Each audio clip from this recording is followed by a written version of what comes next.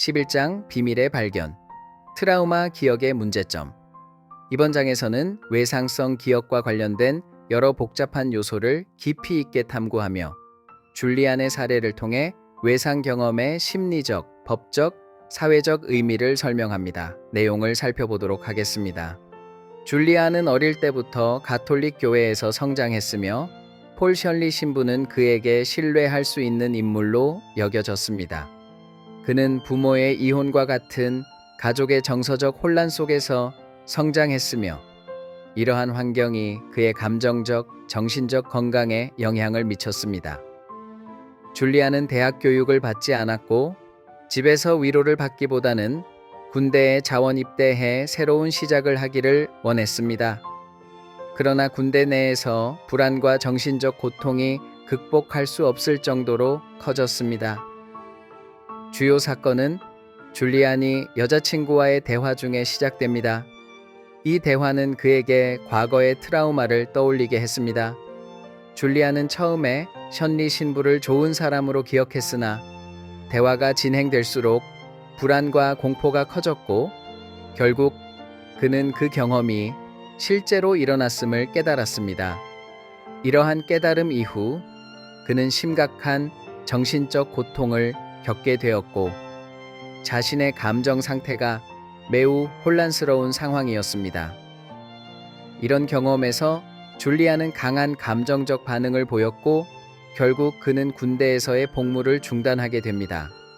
그는 감정적 불안으로 인해 공황 발작과 유사한 증세를 보였으며 이는 그가 머릿속에서 억압했던 기억이 억지로 드러나면서 발생한 것으로 해석됩니다.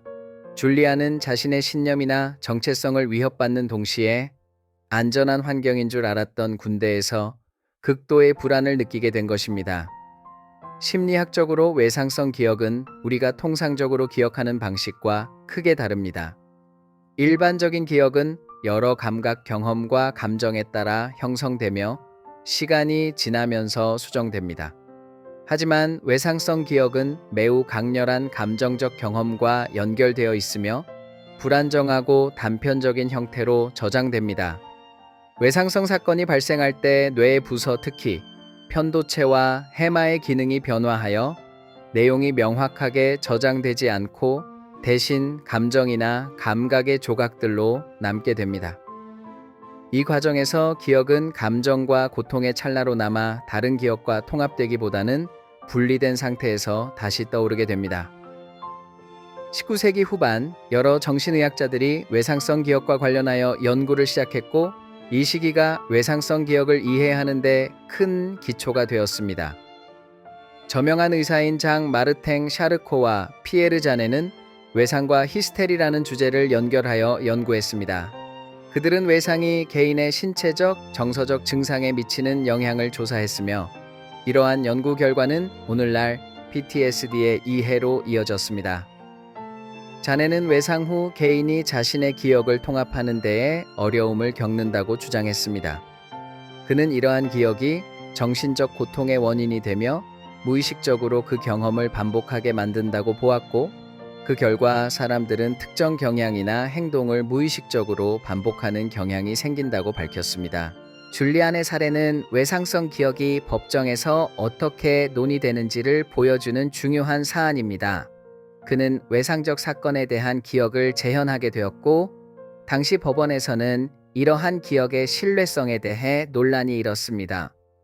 일부 전문가들은 외상성 기억이 과학적으로 입증되지 않았다고 주장하며 이로 인해 줄리안의 증언이 법정에서 어떻게 받아들여질지를 논의했습니다.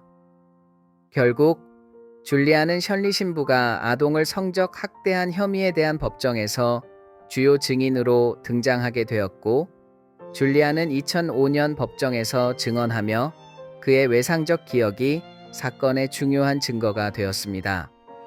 그러나 법정에서 외상성 기억이 신뢰성을 가질 수 있을지에 대한 논의가 있었고 이는 법적 시스템 내에서 기억과 진실의 관계를 어떻게 정립할 것인지에 대한 심오한 질문을 야기했습니다. 셜리 신부의 변호인은 줄리안의 증언을 반박하며 억압된 기억에 대한 과학적 신뢰성을 문제 삼았습니다. 그는 재판 중 외상성 기억이 과학적으로 널리 인정되지 않고 있으며 법정에서 그런 기억을 증거로 사용하는 것은 부적절하다고 주장했습니다.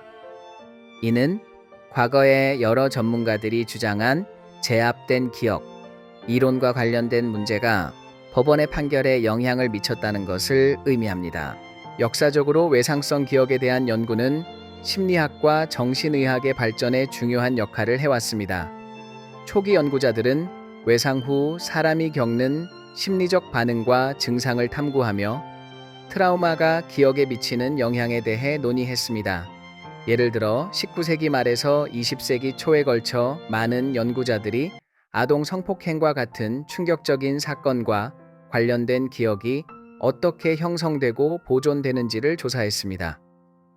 이러한 연구들은 외상적인 사건이 사람의 인지적 및 정서적 반응에 끼치는 영향, 또한 그러한 기억이 대부분의 경우 무의식적이고 잘 기억되지 않는 경향이 있음을 드러냈습니다. 피에르 자네는 외상성 기억이 시간의 흐름과 함께 통합되지 않고 종종 사람들로 하여금 무의식적으로 그 자료를 재현하도록 만든다는 점을 강조했습니다. 그는 외상적 기억을 통합하는 것이 중요하며 그렇지 않을 경우 심리적 기능이 저하될 수 있다고 경고했습니다. 또한 이상심리학의 발전과 함께 PTSD에 대한 이해 역시 심화되었습니다. PTSD는 외상 사건 후 발생할 수 있는 심리적 장애로 개인이 겪은 외상적 사건에 대한 재현, 회피, 부정적인 기분 및 인지의 변화, 각성 상태 등이 특징입니다. 결국 줄리안의 사례는 외상성 기억이 개인적으로나 사회적으로 얼마나 복잡한지를 보여줍니다. 과거의 트라우마는 시간이 지나도 그 영향을 미치며 이는 정신과 의사와 법률 전문가가 함께 해결해야 할 문제입니다. 줄리안은 법정에서 자신의 경험을 공유함으로써 그가 겪었던 고통을 드러내고 외상성 기억이 법적 사건에서 이루어지는 논의에 중요한 기여를 했습니다. 사례와 더불어 외상성 기억의 복잡성은 우리가 기억을 어떻게 이해하고 평가해야 하는지에 대한 질문을 던집니다. 이러한 주제는 심리학, 정신의학, 법률, 그리고 개인의 삶에서 광범위하게 영향을 미치므로 앞으로도 지속적으로 탐구하고 논의해야 할 영역이라 할 수 있습니다.